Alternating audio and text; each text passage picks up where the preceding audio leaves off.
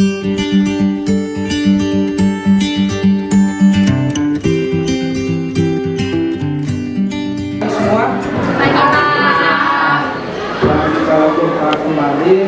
hari ini kita bertemu lagi di pertemuan yang ketiga, ya.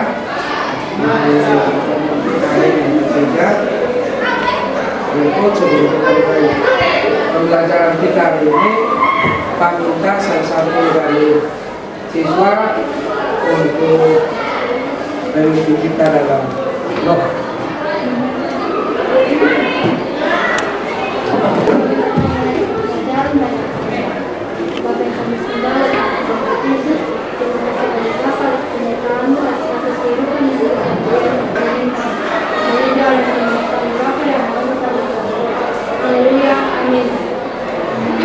Baik, terima kasih melalui kaki ini untuk pertemuan kita hari ini. Kita akan membahas tentang struktur pasar seperti Pak Pasur sampaikan. Tapi sebelum kita membahas tentang struktur pasar, Pak terlebih dahulu mengecek kehadiran kita semua. Sini ada yang tidak hadir? Ada beberapa yang izinnya untuk kegiatan pramuka, kemudian yang lain ada yang sakit. Kita lanjut untuk pembelajaran kita hari ini tentang struktur pasar. Dan sebelum kita masuk ke dalam pembelajaran hari ini, Pak mau tanya dulu tentang pembelajaran kita di pertemuan kemarin. Siapa masih ingat? Apa? Ya? Model dan pelaku ekonomi. Ya, jadi kaitannya dengan pembelajaran kita hari ini yaitu untuk struktur dan bentuk pasar. Dalam materi minggu lalu tentang model dan pelaku ekonomi, pasti para pelaku ekonomi yang akan masuk ke dalam pasar yang jika kita lihat dengan seksama, itu kita harus tahu betul struktur pasar yang ada. Ya, jadi itu kaitannya dengan pembelajaran kita ini. Jadi kita lihat di gambar di depan. Ini ada beberapa pertanyaan yang menunjukkan kalian sudah pernah alami ini, Kalau kalian perhatikan di depan ini ada mungkin dari gambar itu ada dua jenis tempat belanja ya, tapi berbeda-beda ya. Kalau di atas itu pasar kemudian yang di bawah itu ada pasar. Tapi dari mana kita bisa membedakan antara pasar tradisional dan pasar modern? Dan kali ini, oke. Jadi untuk kali ini tujuan pembelajaran kita untuk mungkin salah satu dari kalian bisa membaca tujuan pembelajaran. Satu, menjelaskan pengertian struktur pasar dengan baik dan benar. Dua, memahami elemen-elemen struktur pasar. Tiga, memahami unsur-unsur struktur pasar dengan baik dan benar. Empat, mengidentifikasi bentuk-bentuk pasar. Itu yang pertama, itu menjelaskan pengertian tentang struktur pasar ya. Pasar, kemudian kita harus memahami elemen dari struktur pasar, dan yang terakhir kalian setelah melakukan pembelajaran hari ini kalian diharapkan mampu mengidentifikasi identifikasi bentuk pasar yang ada di sekitar kalian kalian mampu mengidentifikasi bentuk pasar yang ada di sekitar kalian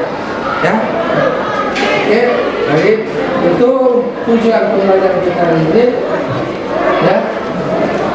Untuk agendanya hari ini itu ada 3, yaitu belajar tentang pengertian bentuk dari struktur masalah. Dan kemudian ada penilaian yang akan lakukan untuk hari ini. Ini akan penilaian keterampilan dan juga penilaian pengetahuan.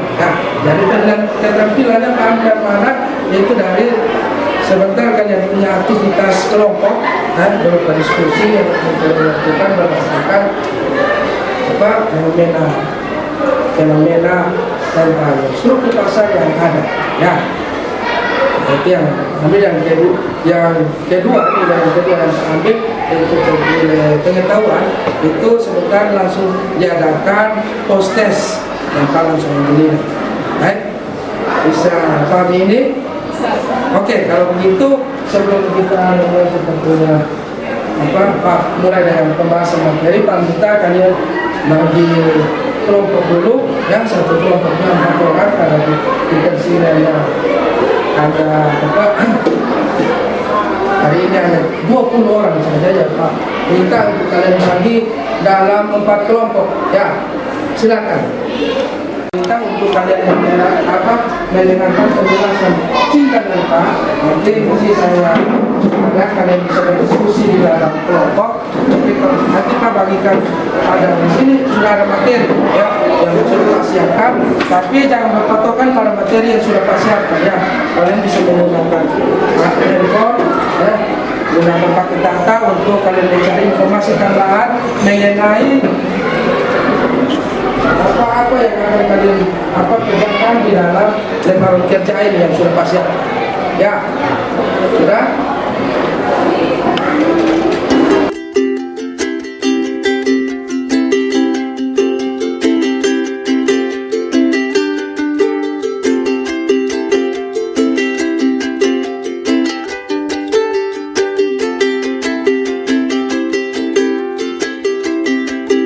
Untuk pengertian dari struktur pasar, itu adalah suatu variabel ya.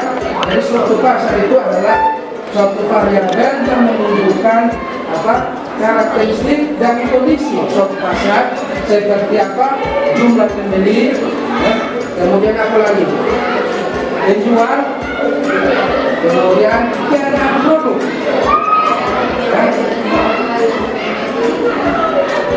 Pengetahuan penjual dan pembeli serta dengan keadaan atau rintangan untuk masuk ke dalam pasar. Jadi itu yang dimaksud dengan struktur pasar ya. Jadi struktur pasar itu bagaimana suatu perusahaan dalam pasar ya. Oke, berikut.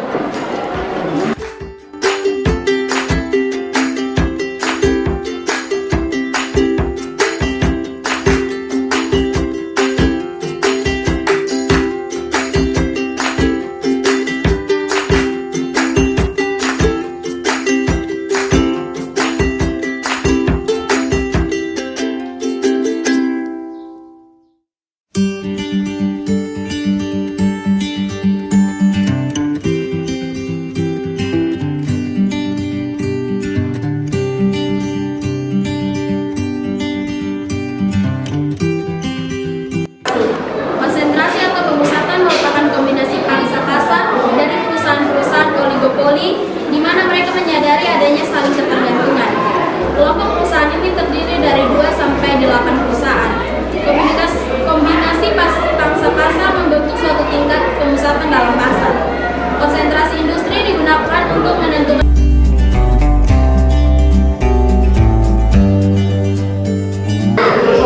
konsentrasi bagi para perkumpulan para produsen ya, kami membentuk suatu perkumpulan.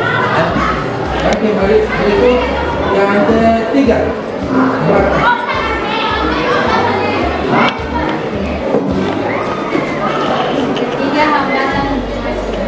hambatan termasuk yaitu cara atau usaha dari perusahaan atau para pelaku industri untuk dapat masuk ke dalam pasar, mencakup dari segala sesuatu yang memungkinkan adanya terjadinya penurunan kecepatan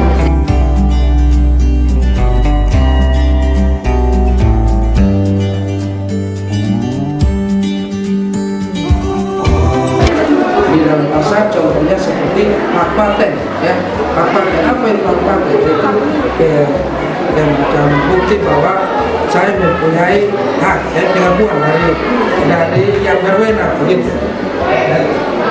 Contoh, kakak sudah membuat suatu produk, ya, jadi dikeluarkan yang mempunyai hak paten, yang menandakan bahwa produk ini yang berhak mengembangkan adalah perusahaannya kakak. Seperti itu. Itu yang dimaksud dengan elemen dari struktur pasar. Ya, ada 3, ya, yaitu struktur pasar, kemudian ada konsentrasi, dan yang ketiga ada apa? Hambatan untuk masuk. Oke, kita lihat yang berikut. Dari apa struktur pasar itu ada berapa? Ada 7, ya. Distribusi yang pertama ada distribusi pembuat, kemudian ada distribusi pembeli, kemudian ada diferensiasi produk, ya. Kemudian kalangan memasuki pasar, ya. Dan yang berikut ada struktur biaya, kemudian ada investigasi vertikal dan apa komunikasi, ya. Jadi ini merupakan apa struktur pasar, ya. Struktur pasar sebentar kalian baca di MK, itu bentuk apa yang akan kalian kerjakan, ya. Itu nanti di situ kalian akan membahas lebih dalam tentang unsur-unsur dari struktur pasar ini, ya. Jadi, yang berikut ada bentuk dari struktur pasar, ya. Untuk bentuk dari struktur pasar itu ada 4, ya. Bentuk dari struktur pasar itu ada 4. Yang pertama ada pasar persaingan sempurna, ya. Di mana untuk pasar persaingan sempurna, ya, itu dalam sebuah pasar itu terdapat penjual dan pembeli yang homogen dan sama. Artinya jumlah penjual dan pembeli itu dia sama. Itu yang dinamakan apa? Pasar persaingan sempurna. Kemudian itu pasar monopoli. Ya, ada pasar monopoli itu memang bisa apa? Monopoli hanya terdapat satu penjual untuk satu jenis barang tertentu. Pada umumnya produsen monopoli memperoleh laba melebihi normal karena adanya hambatan masuk ke dalam pasar, serta di dalam pasar monopoli produsen adalah sebagai price maker. Menentukan harga, ya, price maker, ya. Dan penjual dia menentukan harga, ya. Contohnya bahasa sebentar itu yang akan kalian cari lebih dalam tentang contoh-contoh itu, ya. Nanti kalian tugas kalian identifikasi tentang contoh-contoh dari apa struktur pasar yang ada, ya. Yang berikut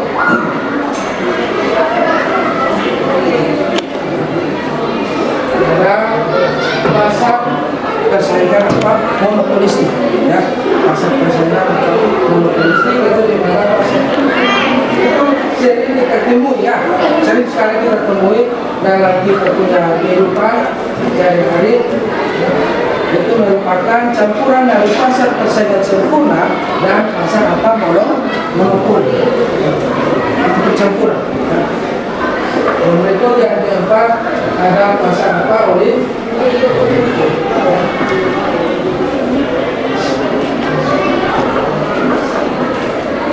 mana untuk pasar oligopoli ini, ya, ada suatu struktur pasar yang hanya sedikit perusahaan, ya, yang menjual produk identik satu sama lain, ya, dan perusahaan juga sebagai pembentuk atau price maker. Oke, sampai di sini ada pertanyaan tidak? Sampai di sini sebelum kalian memulai diskusi, kalau tanya ada pertanyaan tidak? Ada tidak? Kalau tidak ada kita lanjutkan ya. saling punya diskusi ya. Lapangan kerjanya sudah langsung dibagikan situ. Anda mau dilakukan oleh kelompok lain silakan bertanya. Oke. Ini masing-masing kelompok ambil struktur pasarnya yang berbeda ya. Nanti kalian cari koordinasi supaya tidak sama. Bisa?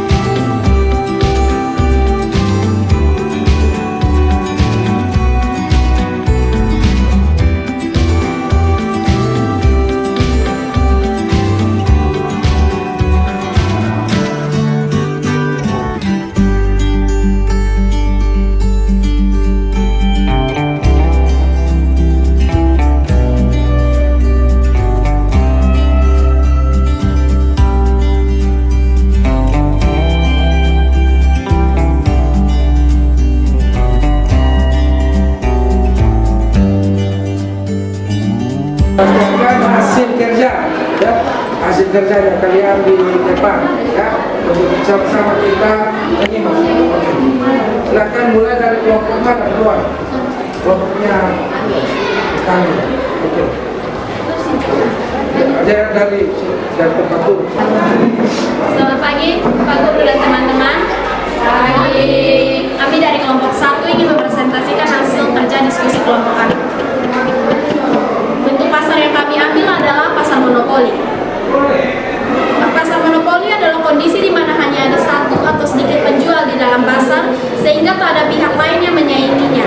Pasar ini menjadi bentuk interaksi antara permintaan dan penawaran di mana hanya ada satu produsen yang berhadapan dengan banyak konsumen. Kelebihan pasar monopoli adalah mampu menjaga kestabilan ekonomi dan efisiensi terhadap produk maupun jasa. Adanya perusahaan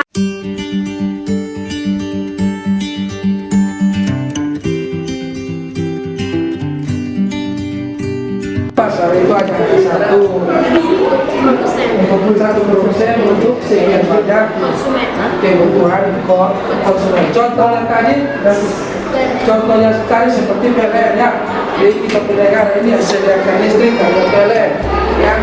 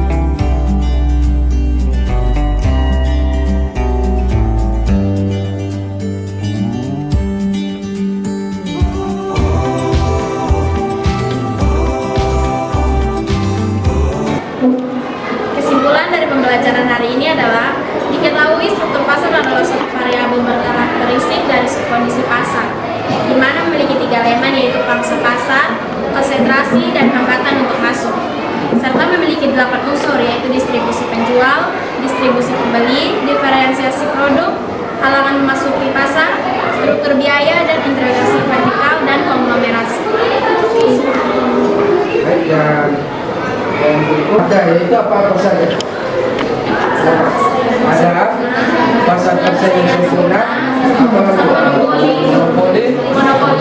monopolistik dan Oli. ya. Jadi itu adalah hal yang kalian cari tahu, kita sama-sama belajar dan ikut untuk pertemuan kita minggu depan. Untuk pertemuan kita minggu ke depan itu ada kita belajar tentang bauran pemasaran, ya, bauran pemasaran atau bahasa kerennya yaitu marketing apa? Mix. Ya, ada marketing mix. Kita untuk kalian setelah dari ini pulang kalian bisa mencari tahu tentang materi tersebut, yaitu tentang marketing mix, supaya dapat mempermudah kita punya proses belajar di pertemuan berikut. Ya, jadi penjelasannya lebih banyak, kita lebih banyak untuk mengajarkan atau menyelesaikan pertanyaan yang ada. Oke, itu saja untuk pertemuan kita hari ini. Sampai di sini, sebentar masih lanjut dengan kegiatan kalian, ya. Jadi kita untuk kalian tetap jaga kesehatan, ya. Kita tahu sekarang cuacanya panas, hujan, ya. Minggu lalu Pak tumbang juga, jadi kami minta untuk kalian bisa cari kisah, ya. Ada beberapa kalian begitu, ada banyak sering sakit, tiap hari itu ada, ya. Tiap hari itu ada. Kalau tidak ada, tutup pertemuan kita hari ini. Selamat siang dan sampai jumpa semua. Terima kasih.